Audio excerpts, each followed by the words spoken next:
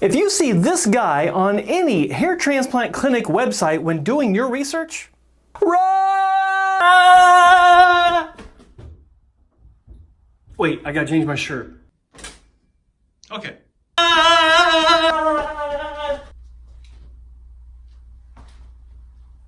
Yours looking good. Oh. Gotta be quiet.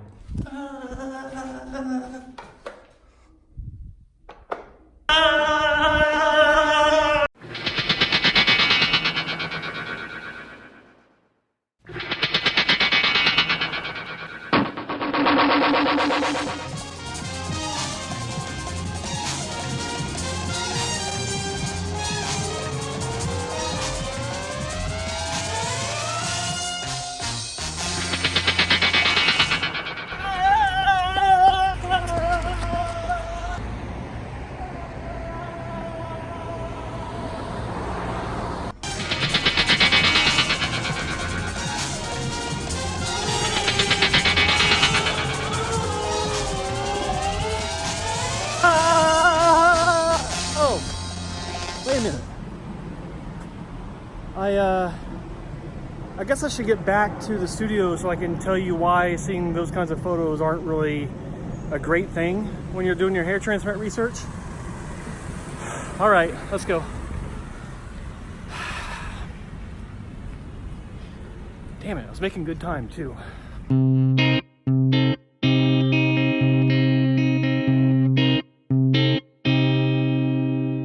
Yes, this is Joe Tillman from HairTransplantMentor.com, and we are talking about the top 3 warning signs to be aware of when doing your hair transplant clinic research. Welcome to hair transplant class number 16. All right, maybe not the biggest warning signs, but they are 3 big warning signs that probably apply more to people that are kind of at the beginning of their research. Not just learning about clinics, but also learning about hair loss and hair restoration specifically. And so, these are things that you need to be aware of when you're looking at clinic websites, because when you're doing your research and putting in your search terms, you're going to come across a lot of websites that have pretty pictures and say a lot of great things, and you might not know what they mean, which is why you should probably go to HairTransplantMentor.com and check out the most comprehensive and extensive hair loss and hair transplant glossary on the interweb. Okay, shameless plug for my own stuff, but hey, what do you do?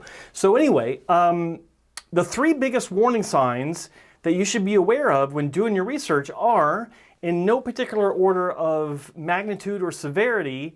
Number 1, be wary of clinics that are using a lot of models like this guy on their website. Warning sign number 2 is to be aware or weary or be concerned about clinics that are advertising more on price, including products or services with the hair transplant just to get you to come in for a consultation. And number 3, be wary or be aware of clinics that are marketing and advertising based on the type of procedure that they offer. And I'm not talking about FUE versus strip surgery. I'm talking about the kind of FUE based on the machine or the tool that they use to perform the procedure. Now, I basically just gave you the entire video by explaining what those 3 warning signs are, but we gotta go deeper into each of these warning signs so that you're better armed doing your research and you don't wind up looking like Kyle Christie. I joke about it, but we know each other now, and yeah, I had to do it. So with warning sign number 1, beware of clinics that are using a lot of model imagery, male models, female models, sometimes male and female models together in the same picture. Why are they doing this? Well, they're doing it because we're wired, especially in today's society, to be attractive or attracted to pretty imagery, pretty people, perfect teeth, perfect hair, perfect boobs, perfect butt, all that good stuff, especially when we're talking about cosmetic procedures. That's what the clinics want to have all over their website, because it gets your attention before you start looking at the real goods in the before and after gallery. And I'm telling you, that the before and after gallery usually doesn't match with what you see in the model photos. To talk more about this issue, let's just look at some of the examples that I've put together. This guy has perfect hair. He hasn't lost any hair. This isn't a wig. He's not had a hair transplant, but he's in this ad for a company that is offering hair transplant surgery. Does she really look like she's had a hair transplant? Then why is she on a hair transplant clinic website? I think the message here is that if you get a hair transplant with a clinic that's using this photo, you too can have a happy relationship with a good-looking woman.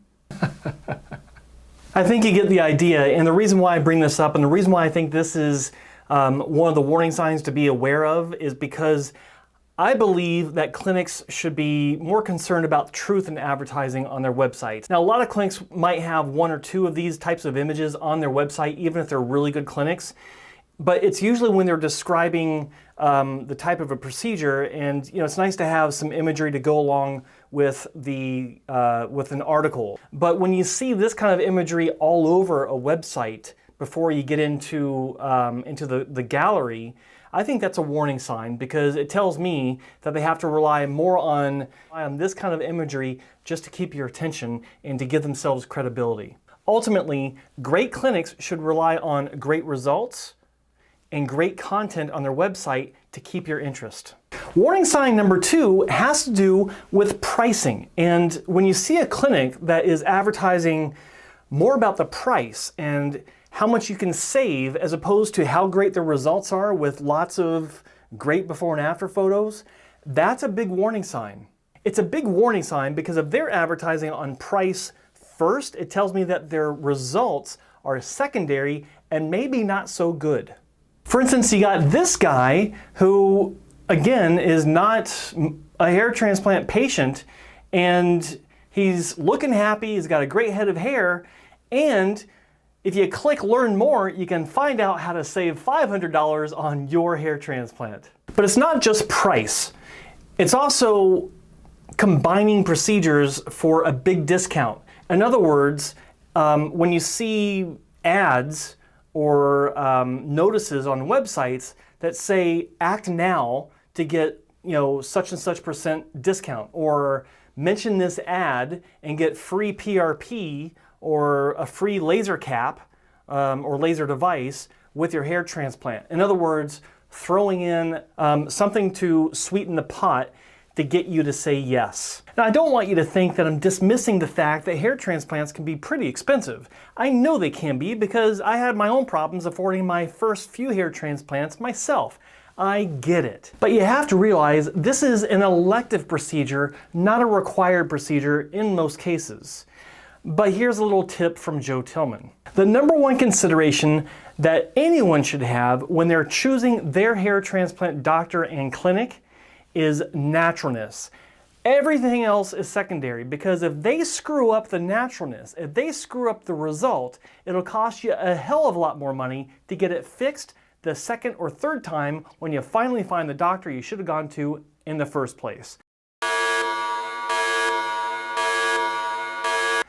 But if you do find that clinic that can put out some really great results on a consistent basis, guess what? You can always negotiate, because all of these clinics will negotiate the price once you've committed to them being your clinic. None of them talk about it, but all of them do it, and probably half of them are going to call me once they see this video, because they're not going to be happy. But it's true. Hair transplant price is on everyone's mind when they're doing the research, and the clinics know this. But the better clinics shouldn't have to advertise on price up front.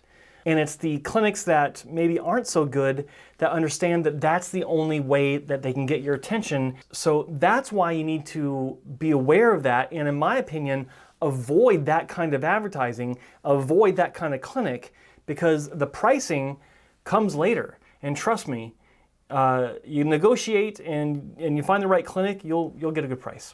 And this brings us to the third warning sign to be aware of when doing your hair transplant research. When you're looking at hair transplant clinics, beware of clinics that are advertising based on the type of procedure that they offer. More specifically, I'm not talking about clinics that advertise FUE versus strip surgery.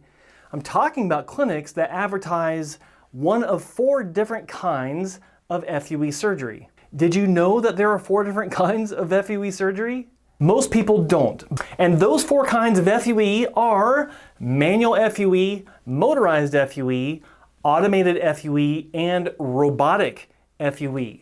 And while there are 4 different kinds of FUE, I'm not going to discuss the details of each because it's just way too much information.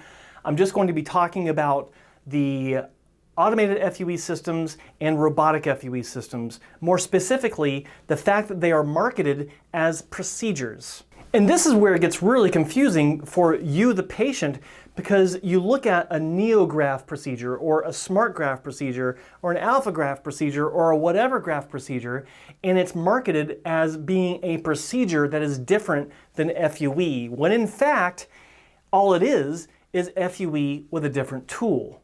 And what I don't like about this kind of marketing is that these systems will have you believe that if you can find a clinic that's using their particular tool, and remember, it's just a tool, not a procedure, that clinic will automatically be better than the guy down the street. You find it in all the literature, either by the manufacturer or by the clinics that are using these tools. They talk about how this particular tool they're using, which might be different from the one they were using last month or different from the one they'll be using 6 months from now, is a superior tool that gives their patients superior results. The same thing goes for the robotic FUE system that's currently on the market, known as ARTAS. And what robotic FUE systems have in common with automated FUE systems, again, comes down to the fact that if you find a clinic that's using their tool, it automatically makes them better than the guy down the street. And in fact, some of the ads will talk about the such and such graft difference, or whatever the name of their tool is, the difference, when the only difference is the person that's using it. It is the practitioner or the hand, we'll say the hand that wields it, that makes the decision of what size punch to use. It is the hand that wields the tool that makes the decision of how many excisions to make in the donor scalp. It is the hand that wields it that determines the pattern of extraction and how many grafts to take out to prevent donor depletion. So with that said, I'm going to give you several questions to ask any clinic regardless of tool that they use. But this especially applies to those clinics that advertise based on the tool that they offer. Question number 1, are you the doctor performing the procedure or is it going to be technicians? There's nothing wrong with technicians performing a procedure as long as they're experienced and they know what they're doing. But the next question is, and if they said it's going to be technicians, do the technicians work in the clinic? Or are they flying in or traveling from another location outside of the immediate area? You need to ask this because a lot of the clinics that are using these types of machines, these such and such graft tools, do not have technicians that are experienced in hair transplant surgery, and they fly technicians in or they drive a long distance on contract. Number 3, if you're looking at the before and after photos inside the clinic, and they're offering one of these machines, one of these such and such graft machines or a robot, ask if all of these results were performed by the doctor or the technician that'll be working on you. This question is really important because a lot of these clinics will actually share photos that they get from the manufacturer to fill their before and after gallery. And if the clinic is using before and after photos supplied by the manufacturer,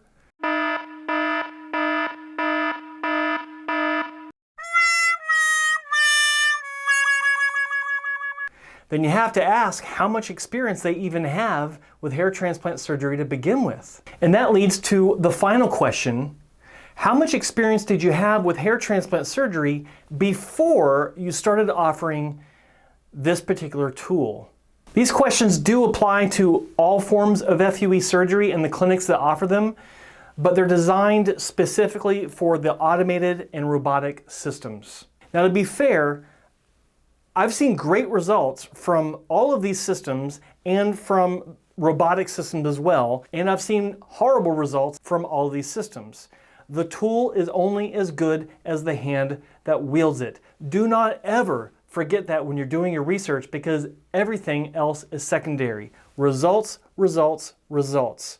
And that's it for hair transplant class number 16. I am going to be following up with more information along these lines because it's so in-depth and it's so important for you to learn as you learn more about hair restoration and how it applies to you. So with that, thanks for watching. Subscribe, click the bell, and stay tuned for hair transplant class number 17 coming up next.